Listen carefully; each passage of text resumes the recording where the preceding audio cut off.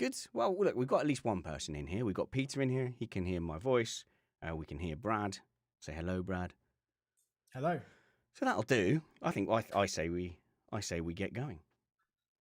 You are listening to Missed Apex iRacing podcast.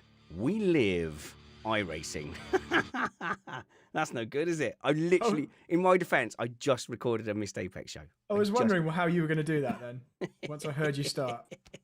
I can do it. I can do it. I can do this, guys. You are listening to Missed Apex iRacing podcast. Let's get faster.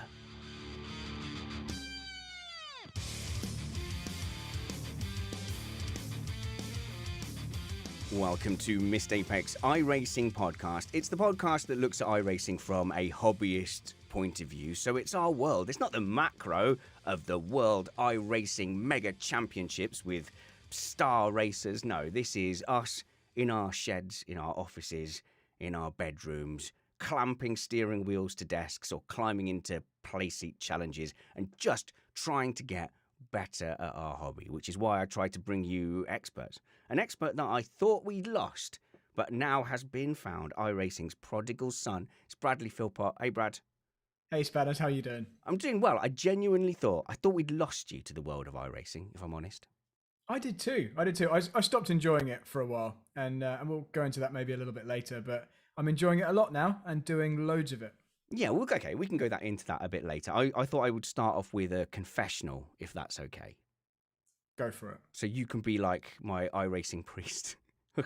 Forgive me, Philpott, for I have sinned. And, we're all very situational people. So if you're on the road, anyone who's going faster than you is a lunatic. And anyone who's going slower than you is an idiot. We're all very much like that in iRacing. It's very easy.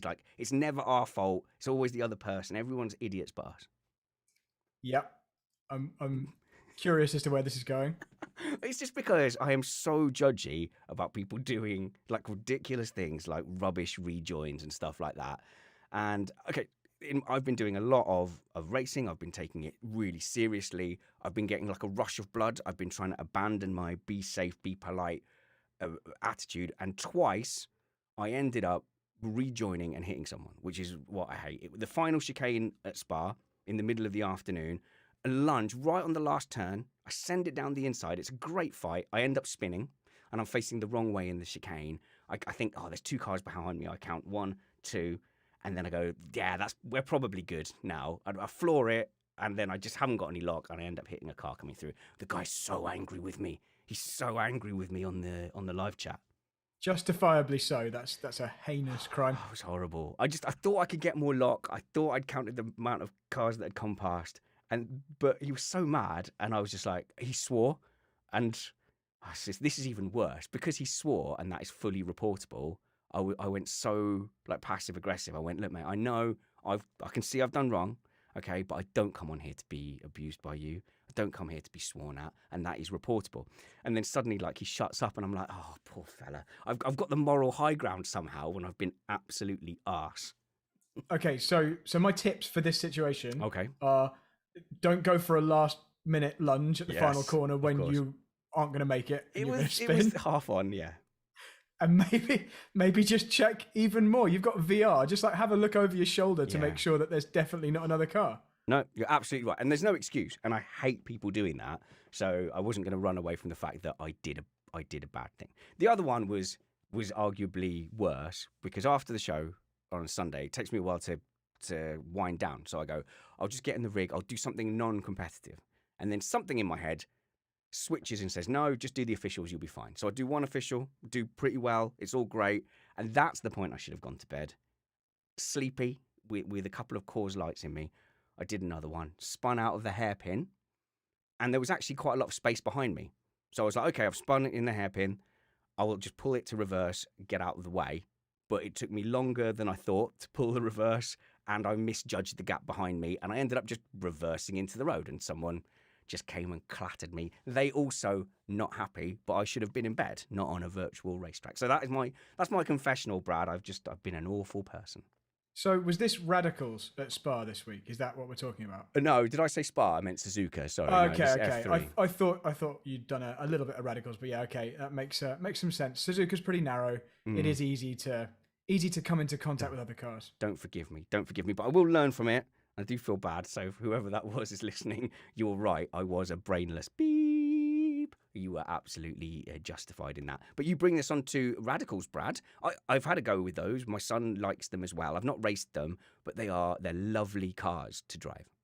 So radicals are the series that I've taken up recently. So I've been racing in the confusingly closely named Apex Racing League, which is ARL is what they're really known as. It's actually quite a big non-iRacing league, so much so that they actually sponsor some of the official iRacing series. Yes. And so you'll definitely have seen them there. And it's one of those leagues where you pay to enter, you do a certain number of rounds, and it's broadcast. Very similar to the Missed Apex Formula 3 series, that kind of thing. And I've been doing that in the radicals. I really like them as well. I like the power to grip ratio.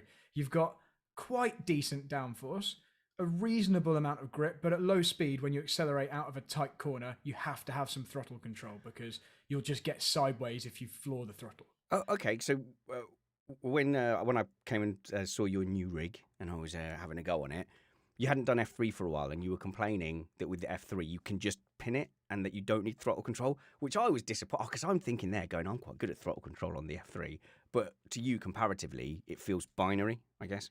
Yeah, I mean, you have to have throttle control on the F3 to try and prevent understeer. It's a weird opposite dynamic because there's so much grip. When you get on the power, really what happens in the F3 is it will just drive you forward and you're then limited by how much front grip you've got. Whereas the radical, it's definitely the other way around. It's much more on a knife edge where it's pivoting on its center point, even in the middle of a fast corner where the Formula 3 car has so much downforce and such wide, sticky tyres, it's completely stuck to the floor. And if you look at the throttle trace, it's probably straight to the top and just a flat line. The radical's much more, you have to be much more aware of what your right foot's doing all the time. And I actually really enjoy that.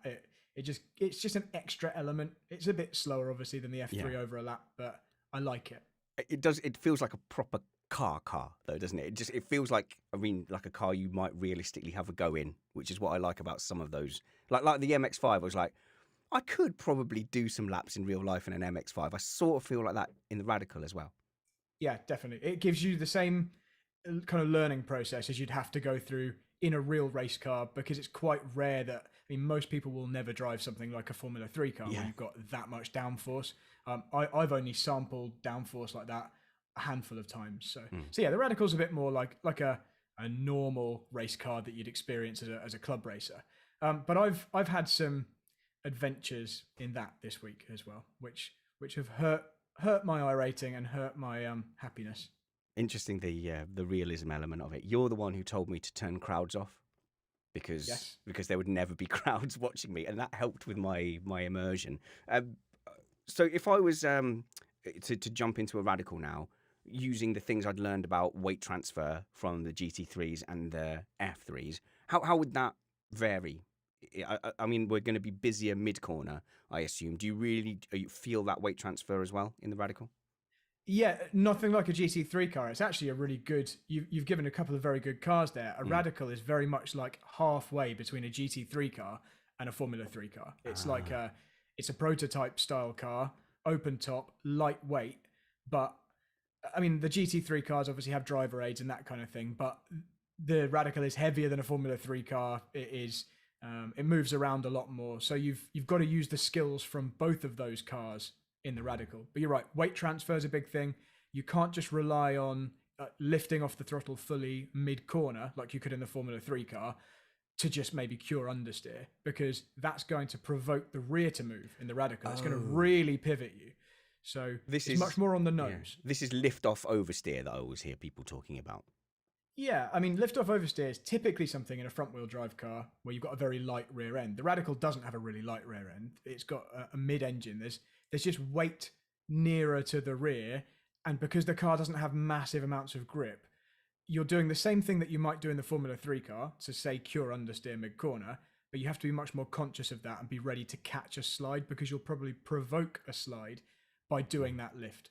So you just can't get away with as much. The Formula 3 car takes the edges off of your potential driving errors. Doesn't mean it's easy to be quick over a lap, but it's definitely easier to keep control of the Formula 3 car and not go spinning off the track. Okay, so a Formula 3 car, I see I've misjudged my speed. I'm understeering. I'm going to wash out. You can just lift and give yourself a bit more. You can even ease on the brakes, actually, to just give yourself a little bit more of a nose turn in, get the weight onto the front wheels, give yourself a bit more grip, and you're slowing down. So what's my solution if I find myself in that same position in the Radical? It's exactly the same, but maybe not such a severe lift.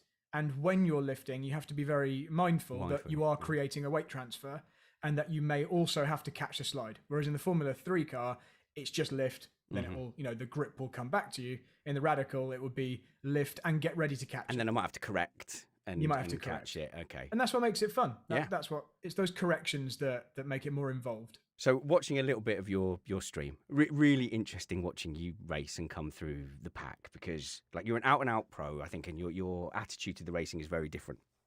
One thing you showed me in karting was having authority on track, and you and Kyle have both successfully done the stay hand gesture to me at karting, where you put your hand out, like you overtake, and then naturally, or maybe I sit in your wake and I've got a chance to dive. But that would force you to slow down. So you do like a stay gesture with your hands. And I've fallen for that a couple of times and just gone. And the one time, like Carl did it to me a second time, and I just went, no. And I ended up punting him out the race.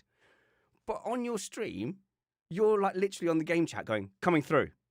And you just say it with such authority that I think the other cast might, oh, he's coming through.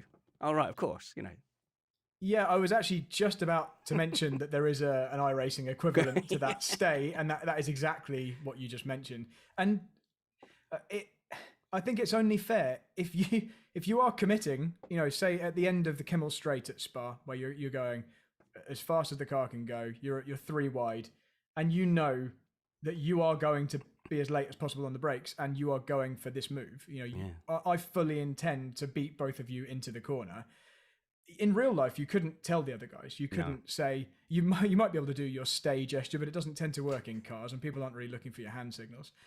But in iRacing, you can just press the button and say, "I am going for this." You can do the whole Max Verstappen / Senna bullying people out of the way type of message, and sometimes it works because people don't want to crash or lose iRating and have an accident. But I might experiment with the buttons. You can map a button to like thanks or whatever, and passively aggressively go thanks if someone doesn't put up a defense or it's blue flags.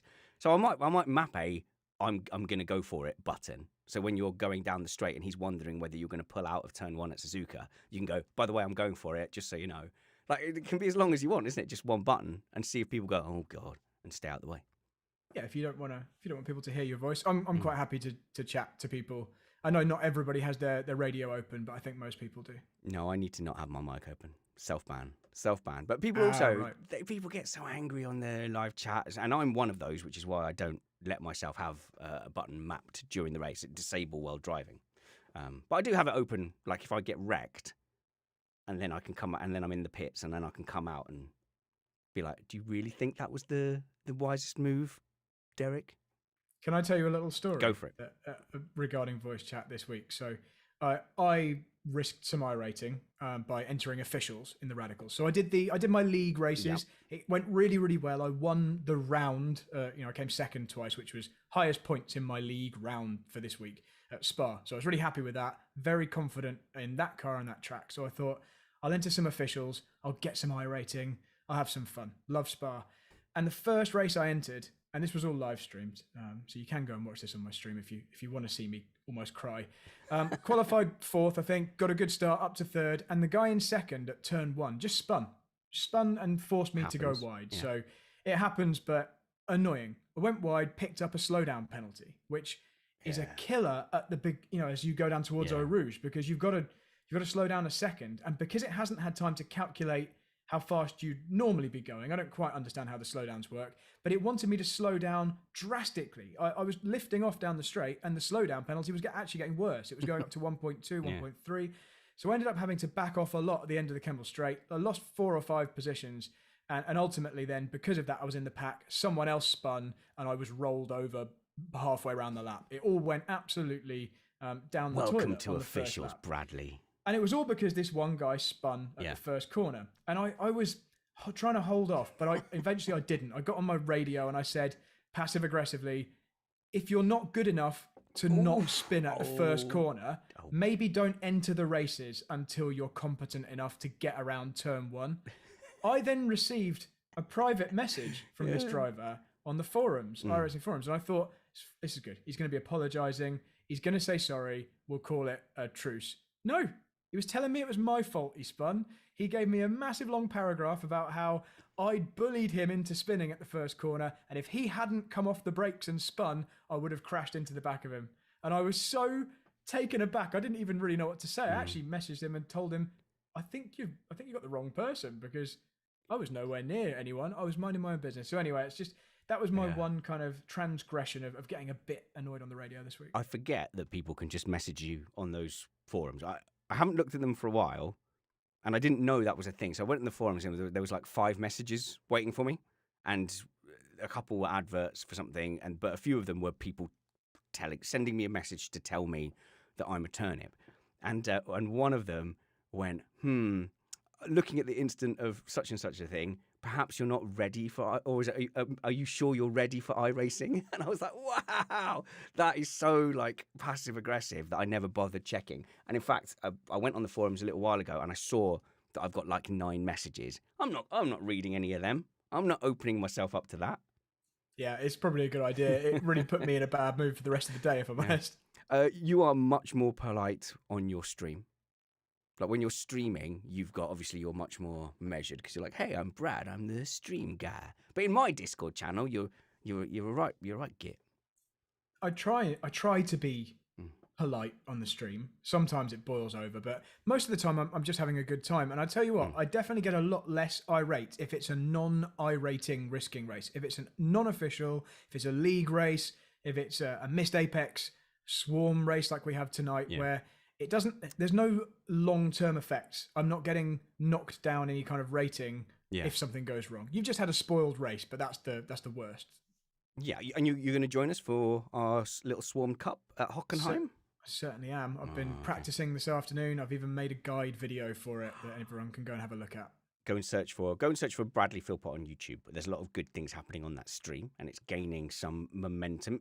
We do get questions of how to get involved, and it is always just racecontrol@missedapex.net or spanners@missedapex.net, and I'll forward it on. And come race with us. We do a bunch of stuff. But it's the iRating that has been irking you. Let's start to talk about this. Before you fell out of love briefly with iRacing, you were trying to fight for a 7K iRating. It was your unicorn. It was your rainbow bridge. Max Verstappen is now at 8,000, by the way, iRating. Have you caught up with Verstappen? Are you indeed at 8,000? You know very well that I'm not. And actually, I remember clearly on the last episode I was on, I think I'd said something along the lines of, I'm on the final... I'm like the flight path towards 7K. I was on actually 6,994. Yeah. I needed 1/3 place or something to get to my 7K. That was what I was aiming for. And I was actually planning on taking a break at that point, not doing any officials, kind of banking that and having an account there that I could enter the big races, Nürburgring 24 hours, that kind of thing, and kind of guarantee a place in a top team in the top split so that I would be an asset iRating wise to a team who wanted to enter a race that you needed a high iRating for. However, it didn't quite play out like that. And what actually happened was the very next race, having done multiple races, it was actually Hockenheim like we're doing tonight, but in the Formula Renault 3.5s, I'd won lots of races that week and I was flying high. And Van Giem was watching me stream and I was showing him how to do a great start. And for a reason which I still don't know, my clutch didn't work for this race. As I let my double clutch go at the start of the race, a process I'd done hundreds of times, it just spun the wheels. It's like it fully engaged. There was some weird glitch. I don't know what I did. And I had a massive crash because everybody piled into the back of me and the car rolled. I was out of the race. Yeah. And I thought, that's a shame. It's a setback. It's probably a week's worth of iRating I lost there, but I can come back from it. I then subsequently had 5 or 6 races where I was taken out every single time. And every time I was losing 100 to 150 iRating. Now you're talking about losing a week's worth of iRating. At the moment, for me, at 2,600. That's right, 2,600. It's not bad, is it? If I have a good race, I'm gaining 40, 50, 60 iRating. If I have a bad race, I might lose 70.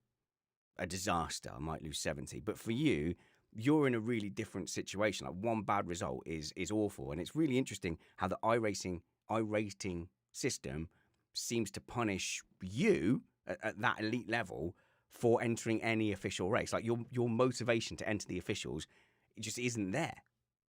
Yeah, I'm still doing it because this is the only way to gain iRacing. And I obviously had a run of success where I was, even though it was incrementally getting smaller, I was still gaining each time. Because if you qualify at the front and drive away and have a clean race, finish in the top two, you generally would gain, whether it was 20 iRating or 15 or whatever, you would generally move forward. But you're right. The problem is the loss when you don't, not just when you don't win, when you have an incident which puts you down to the back, you're losing, like I said before, a week or more's worth of wins, of good results. Yeah. And so I was losing 150, 100, 170 at a time. And I'm actually currently, after this week, where I lost another 300, despite being fast and despite actually just running at the front cleanly, I lost another 300. I'm down to 6.1k, and it's pretty painful. But now I kind of feel like I've got nothing to lose. So I'm going to do some F3 officials. Yeah, just 6.1k. Don't worry,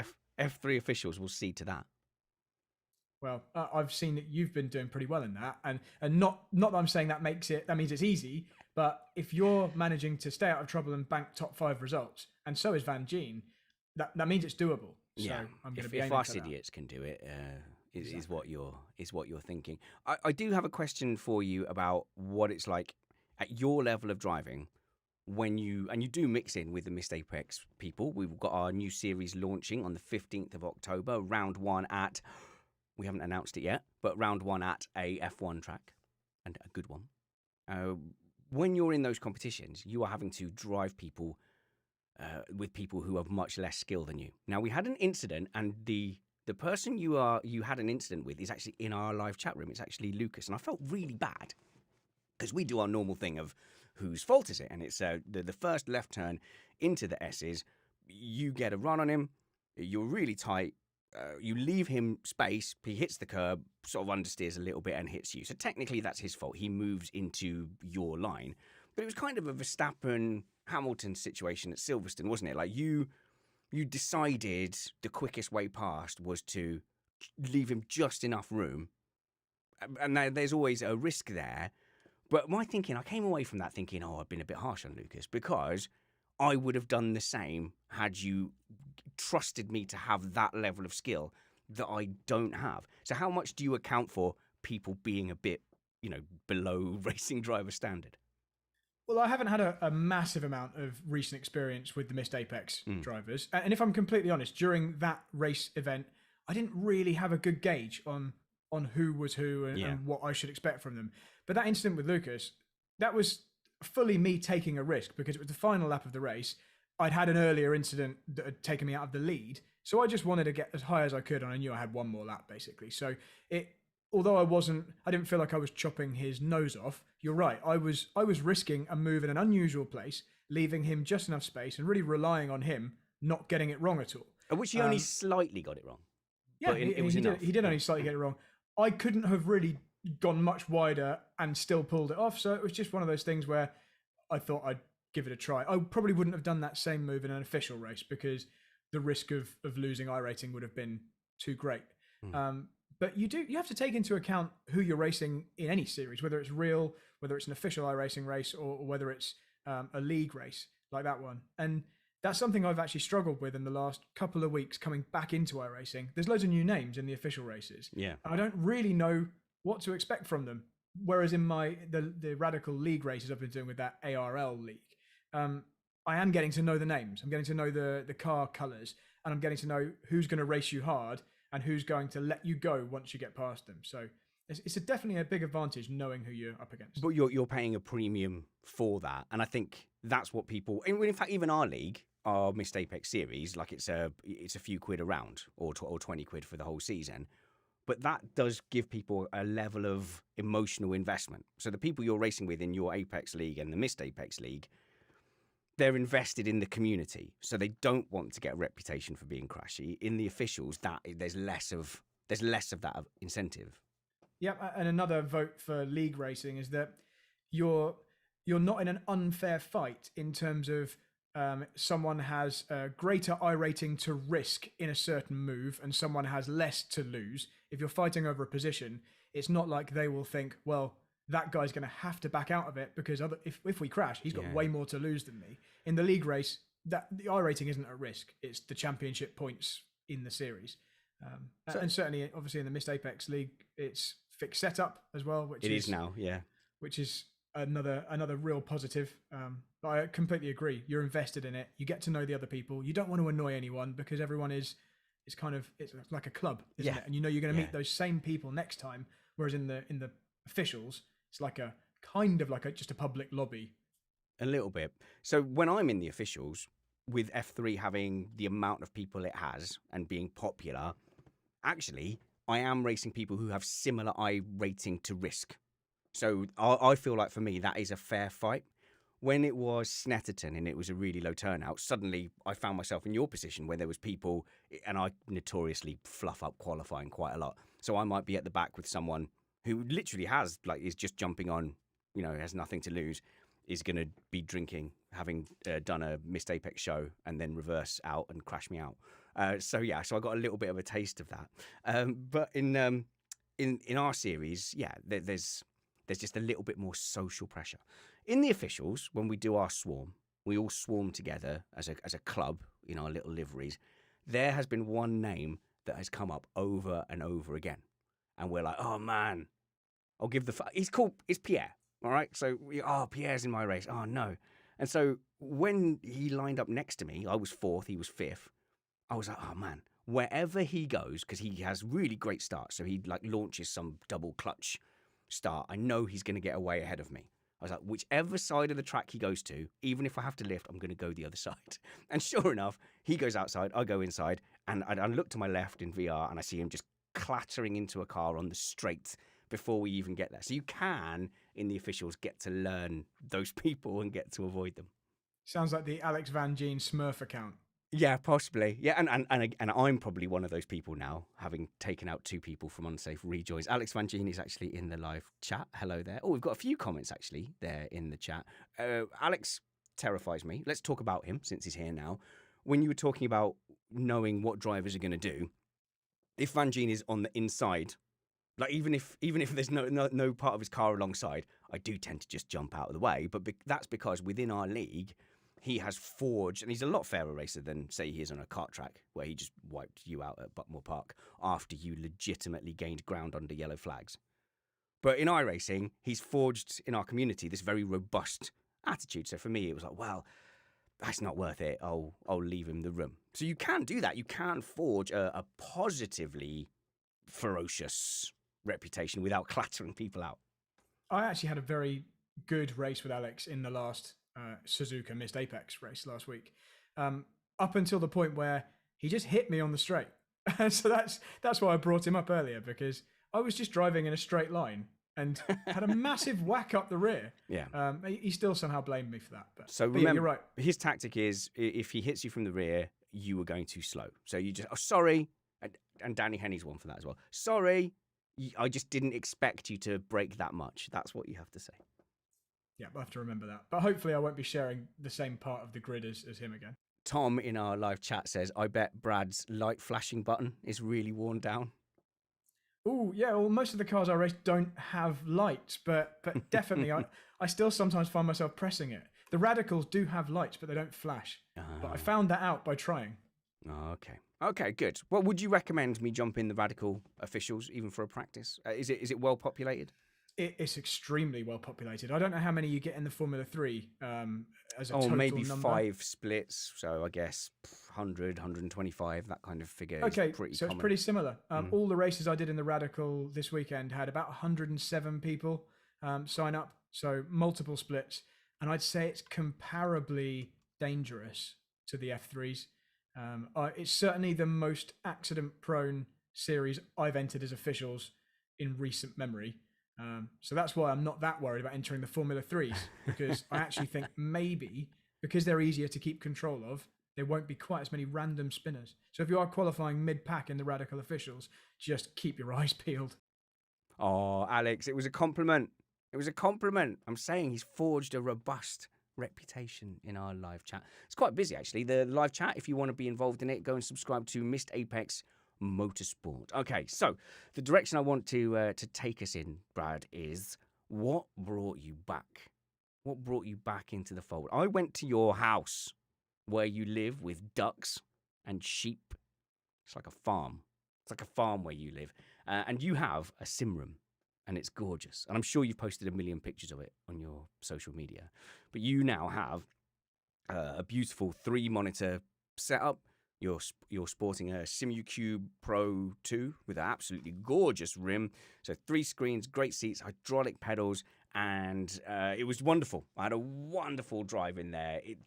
Even though you're a dirty flathead now with no VR, your rig is absolutely magnificent. So you've touched upon what brought me back. I turned into a flathead, and that has taken all the stress out of streaming, out of jumping in the sim and just enjoying the driving. And so, just to put it all into context, I sold my VR headset. I had a Valve Index, Yep. and it was worth surprisingly a lot of money when I sold it, even as a pretty well used second-hand unit. And with that money, I was able to buy 3 27-inch curved 165 hertz screens, which is what I'm sat in front of right now. And obviously, I was a big advocate for VR, which is why I had it for a year and a half or so. Yeah. Enjoyed it all the way through lockdown and got the best one that I could find at the time. And it is great for obviously immersion. Yep. I'm getting in, not having to set your field of view, anything like that, looking behind you, just being aware of other cars around. I'm fully behind VR. However, from a streaming and just a general hassle point of view, the setup I have now is just a massive improvement. So by going to a curved flathead, which is what I am now, It's a hate I can term. just jump in. Everything works. My computer doesn't struggle as much. I can get a higher frame rate. I can keep an eye on the live stream in a way that I couldn't before because I've got a 4th screen above me here, which I can just look at what's going out, what the output is all the time. And because streaming has become a bit more important to me, and just the kind of lower hassle level, this is definitely the right solution for me. But I still think VR is awesome, especially if you're not streaming. So I am fully VR as well. So don't think any of this is making me say you should convert to a flathead. However, obviously you've got a very good setup with the 3 3 monitors.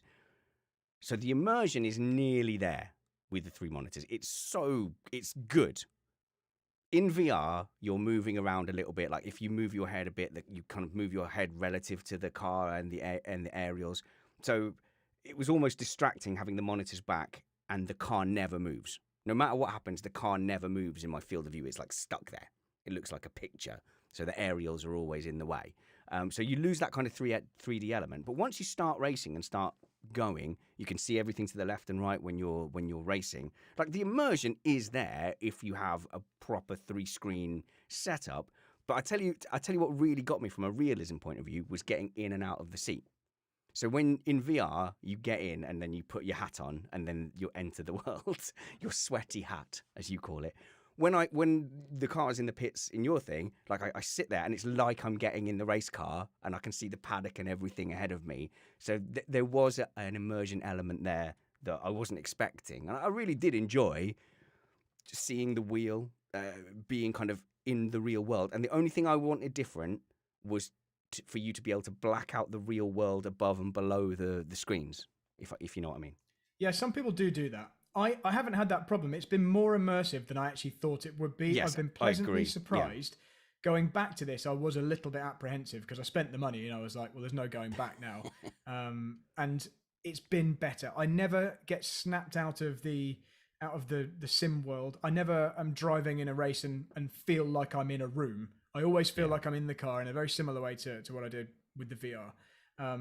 But yeah, I just find it easier now. And it did take me a week or so to adjust, but I think I'm just as quick as I would have been with the VR now. So for me, it's a positive. Now that's interesting because I didn't lose any time. In fact, obviously your rig with a direct drive wheel and everything, I was beating my personal times.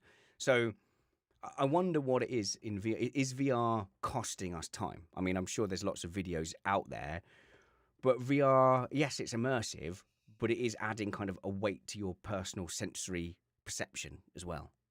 Yeah, so I mean, there are a few reasons why it could cost you time. I'd say the vast majority of pro sim racers run with screens, Yeah. and they list various reasons: faster refresh rate, wider field of view, um, the ability to kind of move the view a little bit as well in a way that I don't think you can quite get away with in the VR, because you're just, the scale of everything, your field of view is kind of locked Yeah. in the VR. And so whatever your headset's limit is kind of your limit, whereas you can see a bit more with the screens. Yeah. But the fact that it is fixed, that one of those reasons you mentioned that it's kind of like a negative in terms of realism, the fact that the car is fixed there in front of you, that means you've got a very locked perspective on what is moving beyond that. So you know that the car is static.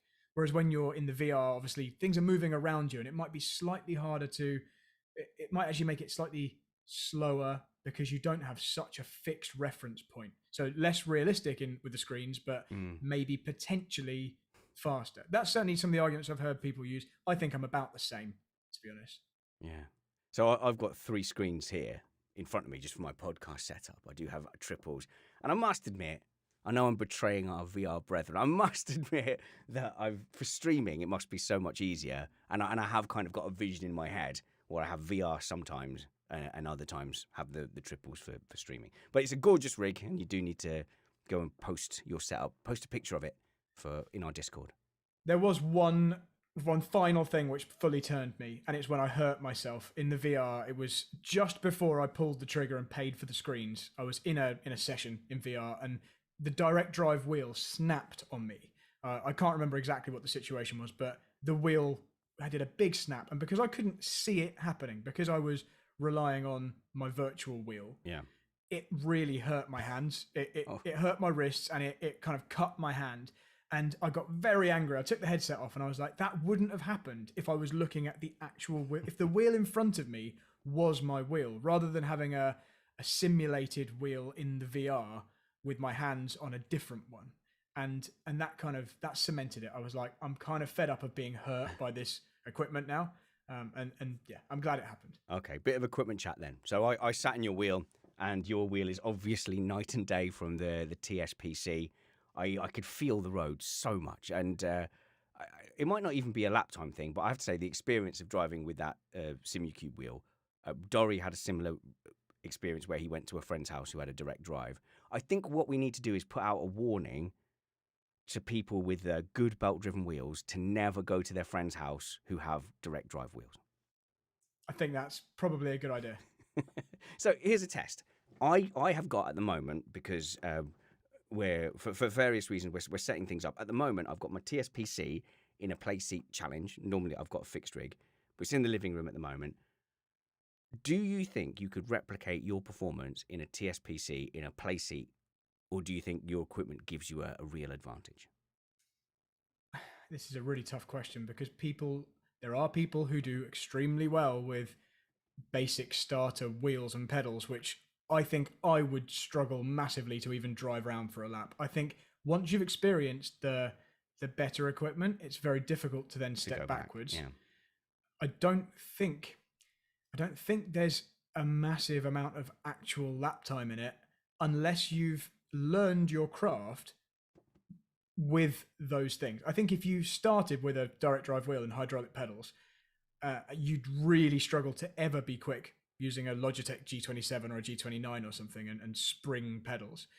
And likewise, if you've learned racing in real life and you're used to the real feedback of a real car, I think it definitely is an advantage to you to have the more realistic equipment. And that's certainly why I've gone to it. Every step of the way, the better my equipment's been, the more natural I've found the driving experience. But I don't think it's necessary if you haven't got those kind of preloaded biases. Yeah, so like Charles Leclerc on all those F1 things during COVID, he jumped on, he had a G29, I think, and was like the best one on there. I guess at your core, if you understand racing, you understand racing. I fear for corporate racers such as myself that that having all that extra sensory stuff and a solid rig and stuff, unfortunately, helps. And I feel it's a bit golfy. That you get better clubs. People will want to tell you that you can be good with rubbish clubs, but generally you will hit it further with better clubs and better balls. And so it becomes a little bit. I think it's more pay to win at my level than it is at your level. That's interesting. See, I actually thought it was the other way around. I thought okay. because I'm looking for a particular reaction from the thing that I'm driving with, from the pedals and from the steering wheel. I'm used to the response that a real version would have, and my brain needs that to then give the correct inputs. Whereas when I drive with an old belt driven wheel with 1 Newton meter of driving force, I can't feel what's going on. Where you're saying it's actually the same for you as well, even as a non-real world driver. So, but there are people who can do it with the less advanced kit. So I don't think there's a definite Hang on answer. a minute. Are you saying that my being quite good at stag do's and work do karting events doesn't classify me as a real world racer? Well, how dare you, you elitist snob. Finally, before we go, because we need to go and prep for Hockenheim, you have done an iRacing F3 track guide. So you are our third expert in 3 weeks now who does track guides. So competition is high. Would you say, A, that yours is definitely better than Dorry's and Stuffy's? I haven't watched theirs, so I don't know. Sorry, guys. And secondly, how do you go about making a track guide? Who do you aim it at? Like, who is in your head? Do you have like a typical driver that you're putting this at, that you're aiming your level of instruction for? Yes. So I'm aiming this at mid-level drivers, I think. So I had a long chat with Alex Van Gien this morning, actually, on my way to work. And he gave me some pointers as someone who consumes this kind of video. And I didn't want to waste my time making something which wasn't useful for people. And there are some track guide makers who go into a lot of detail and make very long videos. And there are probably also very surface level people who will just put up a lap of them driving and not really say much over the top. I wanted to go for somewhere in between those and give a concise but accurate and useful, reasonably well produced video for people who are pretty fast. So, we're talking from like 1.5K to 4 or 5K probably. So the big audience. So me, I can benefit from your video? I'd hope so. Have a look at it before you drive Hockenheim today. Okay. So essentially, you asked how you go about making it. First of all, I just drove a load of laps. So I had my my OBS software ready to record, but I didn't hit record until I'd done maybe 10 laps. So I was comfortable that I was pretty much on the pace. I'm sure we will go quicker in the course of tonight's practice and racing, but I think most people, I'm in the right zone. I think I'll probably be quicker than the majority of people who jump on. And once I could lap consistently and I was happy with the kind of things I wanted to say, I hit recorded a load of laps of me just driving as if it was on my live stream, and then saved the replay, and then basically did a voiceover over the top. Okay. Yeah. But on the second lap, I pause at various points to highlight the key things that I spoke about in the full speed video. So it's just 2 laps. First lap is just running the lap at full speed with a little bit of talking over the top. And the second lap is more of a zoomed out view, the kind of chase view, so you can see the real positioning of the car. And each braking point, each turning point, apex, anything that is an important point, I pause the video briefly, put an arrow towards the thing that I'm talking about, maybe highlight some of the telemetry that's on screen, and just guide people towards the key things that you need to be thinking about over the lap. Okay, so when I was like super duper rubbish, and now I'm like slightly less rubbish, when I was super duper rubbish, one of the key things you kept yelling at me for, and in fact, when you were letting people send you videos, we were trying to raise money to fund the map series, and you said, okay, send me a video, and for 20 quid, I'll tell you what you're doing wrong. Over and over and over again, it was use of the track. And it's something you don't necessarily realise when you're driving, and you look at the replay and go, I didn't use that apex, I didn't use all that curb. So are we at that level, or just like a little bit beyond, I think? I'd say it's a mixture where that kind of thing will be covered, but it's because I'm not reviewing someone else who's maybe doing things wrong. I'm sure I am doing some things wrong, but because I'm kind of reviewing my own driving, I essentially just learned it and then watched myself back. I'm not really aware of what I'm doing whilst I'm doing it. It's only when you watch back and you go, oh yeah, I'm using a bit of curb here. And actually, it seems like it's better to not use all the track in this area. We'll go for a shorter distance. Yeah. It's actually quite interesting watching it back. And and looking at those things. But because I'm confident I'm probably driving pretty well, I'm assuming the things I'm doing are the correct things and then highlighting them. Hockenheim, people quite excited about that track, and people trying to persuade me to include it on the Missed Apex F3 series. What do you think of the track? Yeah, it's really good. It suits the Formula 3 car really well. It's not too long, because quite often a Formula 3 car, because it's not the very fastest car, it's not like a Formula 1 car, you'll end up with roughly 2-minute laps. This is only about 1 minute 30. Oh, okay. And it's quite a wide circuit. There's a lot of runoff, but it punishes you for running wide as well. The curbs, with the ride height, certainly in the fixed series, the fixed setup, the ride height is low enough that if you take the mickey with the curbs, it will slow you down or drag you off the track. So apart from in a couple of places, it's a disadvantage to go too wide. So although you've got a wide circuit, there are pretty defined limits to that as well. There's also some good overtaking spots and some technical sections. So I know people like their Road Atlantas and their Snettertons, but I do love me like a simple Grand Prix track where it's clearly defined what you're meant to do. So like at Silverstone, a lot of the corners are, you can take all the curb but keep your wheels on the track so you don't cut it. That seems like it's clear. Somewhere like Brands Hatch, you've got the runoff and it all looks the same. It's off the track, it all looks the same, but then there's some mystery point where no, that's a 1X or that's a slowdown. You're like, oh well, I can't see it. I do like a clear track where I can just see where I'm supposed to drive. I think ideally, for me anyway, you wouldn't even need the 1Xs because it would be slower to go too wide. And I think that's what you'll find at this track. Turn 1 is maybe the only exception. Watkins Glen, the first corner, you can go super, super wide. Yep. You don't really get much of a penalty for it. It's nothing like as bad as that. And it is a risk to run the curb on the exit. Okay. On my guide, I don't think I don't use the full width anyway. I don't go as far out as you get a 1X for it. But there is potential at turn 1 to go wide, gain a bit of an advantage. But that's really it. Everywhere else, it's defined by the edge of the circuit. So it's quite simple. I don't like that at Watkins Glen. Like, just make it so you have to stay on the track. But I guess that's the same in real life. And Kota has some of those issues in real life and how it's enforced. And then there's a really odd one at Interlagos. I don't know if they fixed it yet. But on the first of the infield hairpins, like you have to be more than all four wheels off track on the inside, like by quite a way, actually. You go, why is that allowed? You've just got to guess how much you have to cut the corner for. I don't know. That's a weird one, actually. Yeah. I know exactly what you mean at Interlagos. Yeah, it's a weird one. Anyway, we've run our course, 45 minutes. Thank you very much for joining us, Brad. I'm glad you found some, even though you've gone to Flathead World. I'm glad you found the thing that gets you back into sim racing, because I was genuinely scared that we had just fully lost you to go-karts forever. Yeah, of course, that was the other thing. I was a bit distracted during the summer. Yeah, and I haven't been able to get into a go-kart, but I guess for you as a real racing driver, once you start smelling the petrol and the tyres screech and feel your bum moving around in the seat, if you're already a bit peed off with iRacing, I can see how that took you away from us for a bit. Yeah, it was the smell of the petrol. You're right. Yeah, Brad, I'm not gonna bother putting your links in the show notes. So say out loud what people should do to go and find your stuff. Yeah, just search for my my YouTube channel. That's really the main thing I'm promoting. Just Brad Philpott on YouTube, and watch some of the videos. There's all sorts, track guides, real life racing, and lots of live streams at the moment. Okay, super. And follow me for sure at Spanners Ready. The show is at iRacing Podcast, and we do F1 stuff, and check out the doom scrolling things we're going to do as well. We'll see you next week. Don't know who I'll be with, but in any case, work hard, be kind, and have fun. This was Missed Apex iRacing Podcast, or Mayor. Mayor? Yeah. Yeah? Merp? Yeah, Merp.